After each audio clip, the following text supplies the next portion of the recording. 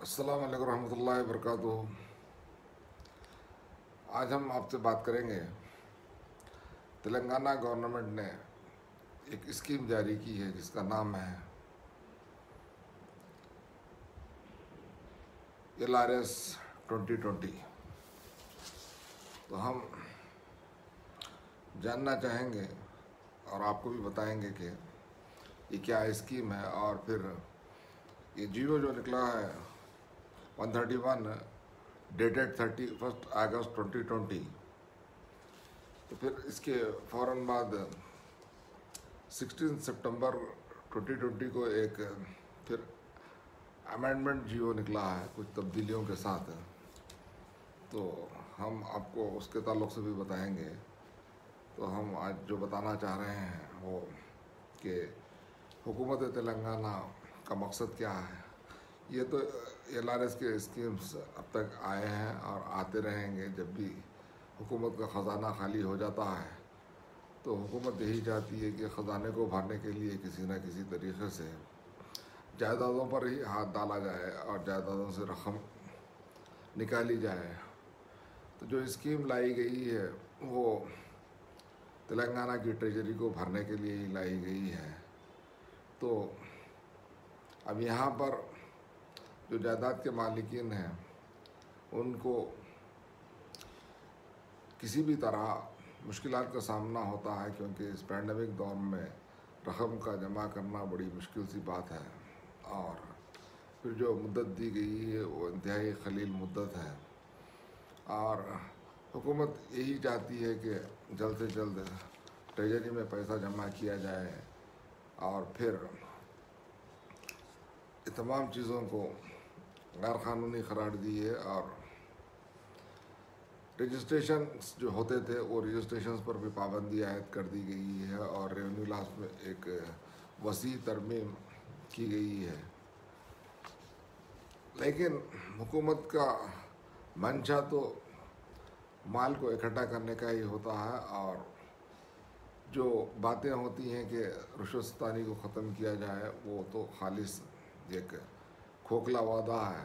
हिंदुस्तान से ना कोई रुश्वतस्तानी को कम कर सकता है और ना ऐसे अफराद मिलेंगे जो बिना रिश्वत काम करेंगे। जिस तरह रोड ट्रांसपोर्ट अथॉरिटी जो जहाँ पर मोटर व्हीकल के लाइसेंस वगैरह बनते हैं वहाँ पर बराबर आज भी रिश्वत का दौरा है। और अगर जो भी रिश्वत नहीं देता है तो उसके साथ एक सलूक किया जाता है और उसके काम में रोड़े अटका दिए जाते हैं। और फिर जो रिश्वत देकर जाता है सलाट लेकर एजेंट के ज़रिए तो उसका मामला आसानी से हल हो जाता है। तो अब यहाँ पर भी एक तो हुकूमत अपना ख़जाना भरेगी और दूसरा जो दलाल बेरोज़गार हो चुके थे वो दलालों को भी आमदनी का ज़रिया बनेगा, और साथ में जो सरकारी मुलाजिम हैं उनके लिए भी काफ़ी मौके इस हुकूमत के हुक्म के ज़रिए फ़राहम होंगे, ताकि गैर क़ानूनी दौलत जिसको रिश्वत हम कह सकते हैं वो बनाने का आसान मौका है। तो फिर हम शुरू करते हैं कि जियो क्या है। तो G O 131 of 31 August 2020 order government of Telangana with a view to promote planned sustainable development of both in urban and rural areas in the state are encouraging development through approved layouts। तो अब ये लोग आजकल ये अब बात समझ में आई है कि अप्रूव्ड लेआउट्स बनाना चाह रहे हैं, जबकि आबादियां बन चुकी हैं और आबादियां पुरानी हो चुकी हैं और जो मकानात बनाए गए थे वो भी पुराने होकर दोबारा तामीर के लिए तैयार हैं। तो अब हुकूमत को याद आया कि अप्रूव्ड और टाउन प्लानिंग मास्टर प्लान ये सब अब हुकूमत को याद आया। तो अब हुकूमत ये चाहती है कि जहाँ पर भी ये लेआउट्स नहीं हैं तो उन तमाम मकामात से जो मकीन हैं, जो मकानदार हैं, उन पर पाबंदी आयद की जा रही है कि वो अपने अपने मकान का LRS करा ले, अपनी अपनी ज़मीन का LRS करा लें और आप लेआउट से बरी हो जाएं। तो अब हुकूमत का मंशा बता रही है हुकूमत के वो किसी भी तरह रूरल एरियाज़ और अर्बन एरियाज़ में इस स्कीम के तहत डेवलपमेंट करना चाहती है, डेवलपमेंट का बढ़ावा करने की गर्ज से स्कीम लाई है। ठीक है। Order, Government of Telangana with a view to promote planned sustainable development of both in urban and rural areas in the state are encouraging development through approved layouts. However, government has observed that there are still many unapproved and illegal layouts and such unauthorized layouts because of their deficiencies in the infrastructure puts extra pressure on the local bodies, but more importantly put the plot owners in such layouts at great inconvenience. Such substandard and unapproved subdivisions of plots defeat the very objective of plant development and severely affects the plant extension of services and amenities by the local bodies. तो अब ये illegal buildings तो तेलंगाना के formation के बाद इतने ज़्यादा हो चुके थे, जब क्या हुकूमत को मालूम नहीं था, या जो हुकूमत की अथॉरिटी है, म्यूनसिपाल्टीज़ और कॉरपोरेशन से, क्या उनके अरबाब को मालूम नहीं था। उस वक़्त अनअप्रूव्ड लेआउट्स पर भी तामीरात के लिए मौका फराहम करे। उस वक़्त भी रिश्वत का बाज़ार गर्म था और आज भी रिश्वत का बाज़ार गर्म है। और ख़ास हैदराबाद में जो कंक्रीट जंगल बड़ा है तेलंगाना के बाद में, वो एक इलीगल कंक्रीट जंगल है। ना तो लेआउट है, ना तो सरकारी ज़मीन को महफूज रखा गया है, सरकारी अराज़ियात को भी कब्ज़ा करके बना लिया गया है। तो अब हुकूमत अपना पाक दामनी का इजहार करते हुए चाहती है कि ये तमाम चीज़ों को रेगुलराइज करना। तो फिर पैरा नंबर 3 में लिखते हैं, in order to ensure that planned sustainable development takes place in all such unapproved layouts, no registration of plots will be permitted henceforth in such unapproved, unauthorized layouts into the fold of planned sustainable development, and to provide basic facilities in these areas and better quality of life for the plot owners in these layouts and the nearby areas. Government hereby issues the following rules for regularization of unapproved illegal layouts in the state Telangana for both rural and urban areas. तो बताते हैं कि infrastructure बढ़ाएंगे और civic bodies पर pressure आ गया है। ज़ाहिर सी बात है, 200 गज़ के प्लाट पर 5-5 मंजिला और उसमें 10-10 फ्लैट्स, 15-15 फ्लैट जब बनते हैं तो ड्रेनेज की पाइपलाइन पे भी असर होता है, पानी की सप्लाई पर भी असर होता है। तमाम असर तो हुआ है एक लंबे अरसे से। तो हुकूमत को ख़ास अब इसी वक्त याद आया कि तमाम चीज़ों को फराहम करने का। तो हुकूमत तमाम रजिस्ट्रेशंस को रुका दी है और ये बता रही है कि अब ये डेवलपमेंट करेंगे। ठीक है। फिर पैरा नंबर 4 में बता रही है हुकूमत, according to the following notification shall be published in extraordinary issue of Telangana gazette dated 31 August 2020 को गज़ट पब्लिकेशन भी हुआ SGO का। In exercise of powers conferred in Section 58 of the Telangana Urban Areas Development Act 75, Section 585 of the GHMC Act, Section 44 of the Telangana Town Planning Act 1920, Section 238 of the Telangana Municipalities Act, Panchayat Raj Act 2018, the Government of Telangana hereby makes the following rules, namely, अब यहाँ से सुनने वाली बात अहम ये है कि इन्होंने रूल्स फ्रेम किए हैं वो तमाम क़वानीन का जिक्र करते हुए। नंबर 1 में ये these rules may be called Telangana regularization of unapproved and illegal layout rules 2020। ठीक है, ये रूल्स को इस तरह से जाना जाएगा कि ये अनअप्रूव्ड लेआउट्स जो हैं उसके ताल्लुक़ से रूल्स हैं 2020 के। और बी में बताते हैं, it shall be deemed to have come in force with effect from 31 August 2020। और ये जो रूल्स हैं वो लागू हो चुके हैं 31 अगस्त 2020 से। एप्लीकेबिलिटी किस पर एप्लीकेबिलिटी हो रही है रूल्स की। These rules shall be applicable to entire state of Telangana, namely areas falling in Hyderabad Metro Development Authority, all urban development authorities, all municipal corporations, all municipalities and all ग्राम पंचायत। तो ये जो applicability है वो तमाम ग्राम पंचायत, म्यूनसिपैलिटीज़ और फिर urban development authority का जो भी है यूडीए में, और फिर ग्राम पंचायत और ख़ास तौर पर कॉरपोरेशंस जिसमें जीएचएमसी को भी शामिल कर लिया गया है। तो फिर बी में बताते हैं these rules and conditions herein shall be applicable to all existing unapproved sub of plots, existing unapproved layouts और वेंचर्स। और जो भी नक्शे बना के भेज दिए थे वो सब लोगों पर ये रूल्स लागू हो रहे हैं, बता रही है हुकूमत। जो वेंचर्स पे लोग प्लाट्स खरीद लिए थे जिसमें गवर्नमेंट की भी ज़मीन रहती और लैंड ग्रैबर जो ग्रैब करके बनाए और कब्जे भी दे दिए, मकानात भी बन गए, वो तमाम को इस स्कीम में शामिल कर ली है हुकूमत।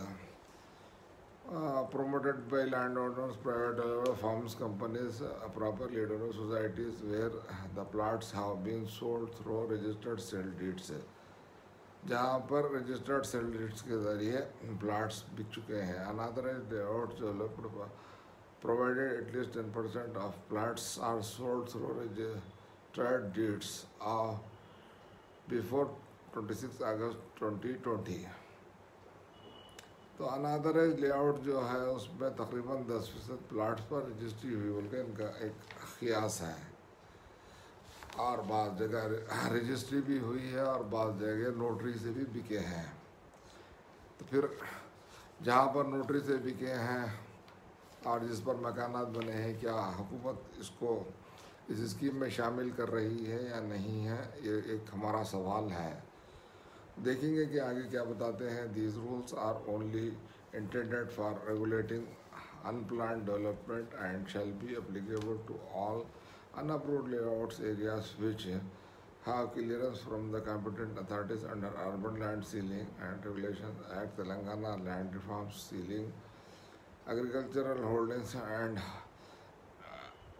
and wherever required, and which have not been entered in the prohibitory register of lands maintained by the Revenue Department. The regularization measure would not absolve the plots or layouts from the application of land sealing laws, land disputes or claims over title, boundary disputes, etc. In respect of assigned lands, prior clearance from the district collector shall be obtained. तो यहाँ पर बात यही साफ कर दी जाती है और समझने वाली बात है कि हैदराबाद के बहुत सारे इलाक़ों में बिना रजिस्ट्रेशन के ज़मीनात फ़रोख्त हुई हैं नोटरी पर, जैसे हाफिज़ बाबा नगर है और फिर पहाड़ी शरीफ है और जलपल्ली म्यूनसिपाल्टी में भी है। ये तमाम जहाँ पर रजिस्ट्रेशन नहीं हुआ है तो उनको पर एक कंडीशन आयद किया गया है कि वो पहले कलेक्टर से क्लियरेंस ले रेगुलराइजेशन के लिए। तो जब कलेक्टर से क्लियरेंस लेने की बात आती है तो फिर उसके लिए वाज़ेह अहकामात होने चाहिए। इससे पहले आया था कि गवर्नमेंट लैंड्स को रेगुलराइज करने वाली बात है, तो उस वक़्त जिन्होंने रेगुलराइज करवा लिया था उनका मसला नहीं है, और जिन्होंने रेगुलराइज नहीं करवाया था उस वक़्त तो फिर उनका मसला रह जाता है, और उसके हल के लिए कलेक्टर से रुजू होने की बात इसमें सेक्शन सी में बताते हैं कि जहाँ पर रजिस्ट्रेशन नहीं है और लैंड सीलिंग लॉज है, गवर्नमेंट लैंड्स और प्रोहिबिटरी लैंड जो भी है उस पर अगर ये LRS लागू नहीं होता तो यहाँ पर हुकूमत का मंशा साफ ज़ाहिर होता है कि फिर एक बड़ी आबादी और कई हज़ारों मकानात नोटरी दस्तावेज़ात पर बने हैं, तो फिर उनके बारे में हुकूमत क्या करती है, जबकि रेवेन्यू रिकॉर्ड में वहाँ पर सरकारी अराजी का जिक्र आता है। तो फिर अब कलेक्टर्स को क्या अहकाम जारी कर रही है हुकूमत या नहीं कर रही है, तो कलेक्टर का क्लियरेंस का कंडीशन लगाया गया है इसमें। तो फिर कलेक्टर्स को अहकाम जारी अगर करते हैं तो ऐसे मकानात के ओनर्स कलेक्टर से रुजू होकर क्लियरेंस ले सकते और फिर जो भी अखराजात गवर्नमेंट तलब करती है उसको अदा भी कर सकते। तो उनके ताल्लुक़ से इसमें ज़िक्र नहीं किया गया है। In the event of only some plot holders coming forward for regularization in an unapproved layout, the layout pattern as approved by the competent authority and shall be applicable to the entire layout area. The local authority shall be responsible for enforcing such approved layout patterns. और local authority को अख्तियार है कि जैसा municipal commissioner है या फिर corporation का कमिश्नर है म्यूनसिपाल्टी का, ये लोगों को अख्तियारात दिए गए हैं कि सब लोग इस स्कीम से फ़ायदा नहीं उठा रहे हैं और उन पर दबाव बनाकर इस स्कीम से फ़ायदा उठाने के लिए हुकूमत इस डी में बताई है। No registration of plots shall be done henceforth in such unauthorized, unapproved layouts, and no building permission shall be granted under the relevant provisions of such layouts. Regularization of plots layouts in pre-condition for registration, sale such plots, obtaining buildings approval, construction. तो इस पर भी हुकूमत पाबंदी आयद कर दी गई है कि इस तरह की ज़मीनात को रजिस्ट्रेशन नहीं करने के और फिर उस पर तामीरात भी नहीं होना। तो लेकिन जो तामीरात हो चुके हैं उसके बारे में यहाँ पर कोई जिक्र नहीं किया गया है, क्योंकि गैर कानूनी तामीरात कई हो चुके हैं और फिर वहाँ पर हुकूमत और जो सिविक बॉडी है म्यूनसिपाल्टी या जीएचएमसी टैक्स कलेक्ट कर रही है और फिर उनको ओनरशिप का सर्टिफिकेट भी इशू कर रही है। तो ऐसी सूरत में फिर क्या हुकूमत का मंशा है वो हुकूमत ज़ाहिर नहीं कर रही है, और लेकिन लेआउट की पाबंद तो कर रही है। तो मेरे ख़्याल में यही है कि वो तमाम नोटरी दस्तावेज़ात वाले भी और जहाँ पर रजिस्ट्रेशन नहीं हुआ है कम अज़ कम मी सेवा से अपनी अपनी दरख्वास्त दाखिल कर देना चाहिए।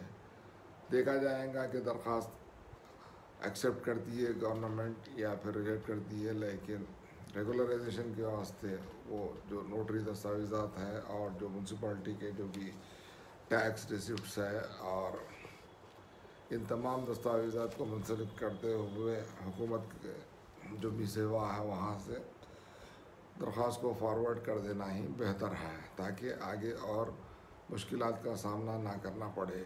क्योंकि बाबा नगर, पहाड़ी शरीफ और बहुत सारी अराजियात हैं, और फिर इधर हयात नगर मंडल में, सरू नगर मंडल में, फिर इब्राहिमपट्टनम और फिर तेलंगाना के बहुत सारे अजला में सरकारी अजाज़त पर नाजायज़ कब्ज़ा करके लैंड ग्राबर्स ने प्लाटिंग करके बेच दी। हुकूमत सो रही थी और लोग ख़रीद लिए हैं और इनके पास सिर्फ नोटरी दस्तावेज़ है। वो हमको मालूम है कि नोटरी दस्तावेज़ की हैसियत सिफर के बराबर होती है, लेकिन लोग नहीं समझते आज भी, और फिर इस तरह की जायदादों को ख़रीद चुके हैं और ख़रीद रहे हैं।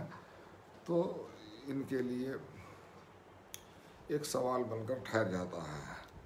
फिर 5 में डेफिनेशंस दिए हैं और फिर उसके बाद में रेस्ट्रिक्शंस ऑफ अप्रूवल साथ में आया, और पैरा नंबर 6 में कट आउट डेट जो दिए हैं वो कट आउट डेट में title dates cut out date 6 paragraph में registered sale deed title deed existing as shall be considered for regularization under these rules. The applicant shall furnish copies of the sale deed, title deed, agreement of sale, general power of attorney shall not be considered as evidence. No illegal authorized plot shall be permitted after the cut-off date. तो यहाँ पर बड़ा सवाल हुकूमत की तरफ से आया है और कंडीशन लगाया गया है कि जिनके पास रजिस्ट्रेशंस है, जहाँ पर लेआउट नहीं है, वही लोगों पर ये लागू होता है, और जिनके पास टाइटल डीड्स में रजिस्टर्ड डीड नहीं है तो वहाँ पर ये इस तरह की दरख्वास्तें कबूल नहीं की जाएंगी। इस ताल्लुक़ से हुकूमत ने बताया है shall not be considered as evidence. Title deeds मांगती है हुकूमत, जिसमें रजिस्टर्ड डीड की ही बात हुई है, और जो टाइटल डीड में एग्रीमेंट ऑफ सेल अगर होता है या फिर पावर ऑफ अटॉर्नी होती है किसी के पास, तो वो उसको सबूत के तौर पर नहीं माना जाएगा, और अनऑथराइज प्लॉट्स जो भी है उसको कट आउट डेट में वो रेगुलराइज नहीं किया जाएगा।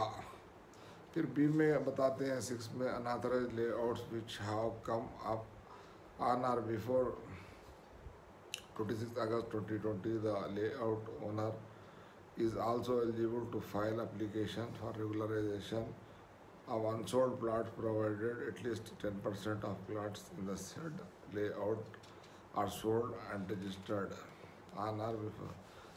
और जो लोग बेचे हैं ज़मीनात अनऑथराइज लेआउट बनाकर, खुद से नक्शे बनाकर, तो वो लोगों को भी हुकूमत बोलती है कि अगर वो तमाम जुमला रकबे के 10% अगर बेचे हैं तो वो उस तरह के प्रोमोटर्स, डेवलपर्स, बिल्डर्स जो भी हैं वो लोग लेआउट्स को दाखिल कर सकते हैं इस स्कीम के तहत। Restrictions on approval of vicinity of certain areas, कुछ एरियाज में रेस्ट्रिक्शंस लगाए हैं, वो या रिवर्स कोर्स, टैंक्स वगैरह, कैनाल्स, ये तमाम, तो ये बात है जहाँ जहाँ नहीं करना है। Unless otherwise stated in the area tanks FTL सब और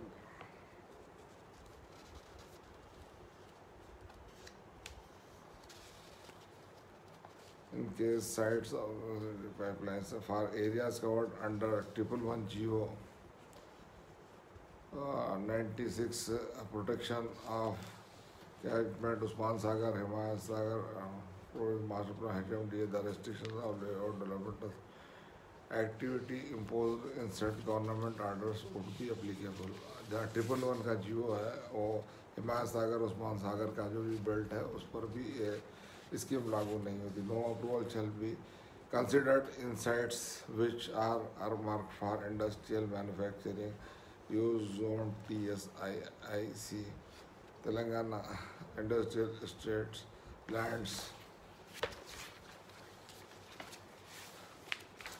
अब ये जो बात बोले हैं कि जो ज़मीनात हैं TSIIC Telangana industrial infrastructure corporation, जो SEZ स्कीम के तहत इन्होंने हासिल की, जैसा गच्चीबौली के ज़मीनात हैं, गच्चीबौली में है, श्रीलिंगमपल्ली में है, जो स्पेशल इकनॉमिक जोन्स के तहत ये लोग लिए थे, और उनके जो भी ज़मीनात है वहाँ पर जो भी काबिज़ीन हैं और उनके पास रजिस्ट्रेशंस भी मौजूद है, क्योंकि मैं गच्चीबौली के कई प्लाट्स के ताल्लुक़ से जुड़ा हुआ हूँ, और जहाँ पर सीरीज़ कंपनी है वहाँ पर भी कई ज़मीनात के मालिकीन जो ज़मीन खोए हैं बड़े पैमाने पर, उनके साथ मैं जुड़ा हुआ हूँ और हुकूमत के ख़िलाफ़ मुक़दमा दायर किया हूँ, और जो इस वक्त अदालत में ज़ेर दौरा हैं, तो इनको भी इस स्कीम के तहत नहीं लिया गया और इन पर भी पाबंदी आयद कर दी गई है। इस तरह की ज़मीनात यहाँ पर तो कई हज़ारों लोग जो है, ख़ास तौर पर मुसलमान तबका ही बड़ी पैमाने पर इन डेवलपर्स के पीछे रहकर ज़मीनात ख़रीद कर प्लाट्स जो ख़रीदे थे वो तमाम के तमाम खो दिए हैदराबाद, श्रीलिंगमपल्ली मंडल में, और आज अदालतों के चक्कर और कागजात ढूंढ कर लेकर फिरते हैं। इनके पास बाज़ाब्ता रजिस्ट्रेशन मौजूद है, लेकिन ज़मीनात पर सीरीज़ या फिर विप्रो का कब्ज़ा है, और जो लोग अदालत से रुजू हुए हैं उनके मुकदमात इस वक्त अदालत में ज़ेर दौरा हैं। तो इनको भी इस स्कीम में एलिजिबल नहीं करार दिया गया है। Open spaces are mark for any approved layout shall not be considered. जो अगर कोई ओपन स्पेसेस छोड़े थे, जो जैसा कि लेआउट के लिए होता है कि पार्क के लिए ज़मीन छोड़ना, और फिर कुछ इबादत गाहों के लिए खुले ज़मीन छोड़ते हैं, तभी लेआउट मंजूर होता है। तो अगर ऐसी ज़मीनात पर भी अगर कुछ रजिस्ट्रेशन करवा के या करे हुए हैं और उन ज़मीनात पर भी अगर मकानात या बने हुए हैं, तो ऐसी ज़मीनात पर भी ये जो अप्रूव्ड लेआउट्स के तहत ही आते थे, लेकिन फिर एक मज़ीद रेगुलराइजेशन के लिए इसमें पाबंदी आयद कर दी गई है। इस स्कीम में कंपलसरी एप्लीकेशन फॉर रेगुलराइजेशन, तो ये कंपलसरी एप्लीकेशन देने की हिदायत पैरा नंबर 8 में दी गई है। जो प्रोहिबिटरी कैटेगरी में नहीं आते हैं, वो लोगों को कंपलसरी रजिस्ट्रेशन कराने की बात कही गई है। रजिस्ट्रेशन फ़ी 1000 रुपये रखी गई है एक प्लाट ओनर के लिए, और 10,000 रुपये रखी गई है जो बिल्डर है, डेवलपर है, उसके लिए। The applicants can file online application through any following common web portal से मीन्स उससे एप्लीकेशन दाखिल कर सकते हैं फिर, और हार्ड कापीज़ वहीं पर जमा करना पड़ता है जो लोग इस कैटेगरी में आते हैं। फिर इसमें सब सेक्शन 3 में बताते हैं कि the applicant can file online application any of the following common, जो भी ये कॉमन पोर्टल मी सेवा सिटीज़न सर्विस सेंटर, स्मार्टफोन, किसी से भी एप्लीकेशन सबमिट कर सकते हैं। Following documents shall be enclosed with the application form, self attested copy of first page of the registered sale deed title deed, ये होना ज़रूरी है। पहला डॉक्यूमेंट है खुद का अटेस्ट किया हुआ टाइटल डीड लगाना। In case of unsold plots layout owner shall file copies of sale deeds at least 10% of the total plots. अगर लेआउट बनाने वाला ओनर है और 10% रजिस्ट्रेशंस के जो भी उसने किया है उसके डीड्स के साथ 10,000 रुपये बनकर रजिस्ट्रेशन कराना ज़रूरी है। सी में any other document as required by the competent authority, जो भी डॉक्यूमेंट ज़रूरी रहता वो भी लगाने के लिए बोले, लेकिन पहली शर्त यह है कि रजिस्ट्रेशन होना, और ये नोटरी दस्तावेज़ात नहीं चलते हैं। Application for regularisation of unapproved layouts division of plots can also be made by the society association developer representing the plot owners in unapproved layout। Unapproved layouts पर सोसाइटी या डेवलपर्स या नहीं तो फिर क्या लैंड ओनर जो कोई भी है वो लोग दाखिल कर सकते हैं। फिर payment of regularisation pro rata open space, उसके लिए जो रेट दिया गया है उसके बाद में फ़ौरन हुकूमत क्या करी, फिर एक नया जियो जारी करी रेट्स और उसके चार्जेस के ताल्लुक़ से, तो वो मैं आपको बता देता हूँ। और फिर सिक्योरिटी 11 में scrutiny of approval bye the competent authority, scrutiny करती, उसके बाद में जो भी है प्रोसेस वो होता है। तो अब जो अमेंडमेंट आया है वो इसी जियो का, वो है 16 सितंबर 2020 का है। उसमें सिर्फ शेड्यूल में क्या बताते हैं कि अमेंडमेंट्स क्या है, टेबल 2 इन रूल 8, ये सब rule 1 of Telangana regularisation of unapproved में एक फिर नए वो टेबल दिया है। Market value of the plot as on 26 August को जो मार्केट वैल्यू है, और यार्ड्स जो एरिया है उसके ताल्लुक़ से बनाए हैं कैटेगरी। और कॉलम बी में बनाए हैं रेगुलराइजेशन चार्जेस कितने लगने वाले हैं और बेसिक रेगुलराइजेशन चार्जेस है।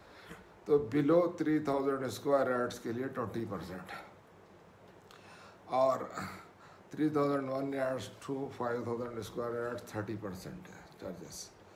और फिर 501 टू 10,000 स्क्वायर यार्ड्स 40% है, 10,001 टू 20,000 50% है, 20,001 square yards to 30,000 60%, 30,001 square yard to 50,000 80%, और फिर अबव 50,000 स्क्वायर यार्ड्स के लिए 100%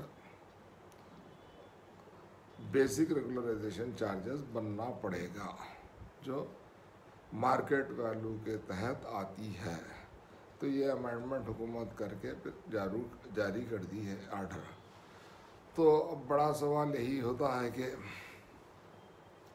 ये जो स्कीम लाई गई है वो सिर्फ रजिस्टर्ड प्लाट ओनर्स जिन्होंने अनऑथराइज्ड या अनअप्रूव्ड लेआउट्स के तहत ख़रीदे थे, और जहाँ रजिस्ट्री हुई है, चाहे वो सरकारी ज़मीन होने दीजिए, कुछ भी होने दीजिए, शर्त यही है कि रजिस्ट्री। और हमारे इल्म में जो बात है कि सरकारी ज़मीनात पर रजिस्ट्रेशंस हुए हैं, सिर्फ चंद एक ज़मीनात जहाँ पर मुसलमानों की बड़ी अक्सरियत बस्ती है, जैसे बाबा नगर, और फिर ये जो जलपल्ली म्यूनसिपाल्टी के इलाके हैं, इब्राहिम पेट के इलाके हैं, और फिर हयात नगर है। तो इन इलाक़ों में और पुराने शहर के इलाक़ों में नोटरी दस्तावेज़ात पर ही ये मकानात की लेन देन का कारोबार हुआ है, तो इनको इस जीवो के तहत छोड़ दिया गया है। तो अब पुराने शहर के एमएलएस को चाहिए ये था कि इन लोगों को भी शामिल कराना चाहिए था, जो मुसलमानों की रहबरी करते हैं और मुसलमानों की क़ियादत के दावेदार हैं।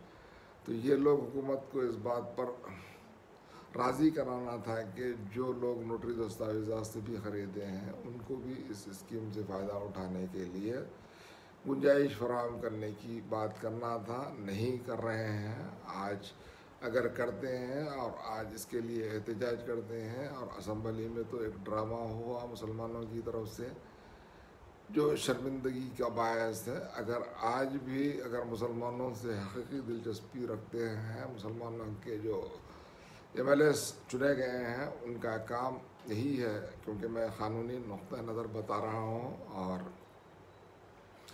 ये बिल्कुल ये प्रोग्राम जो है सियासत से बालातर है आज का प्रोग्राम, तो हमको सियासत करना नहीं है।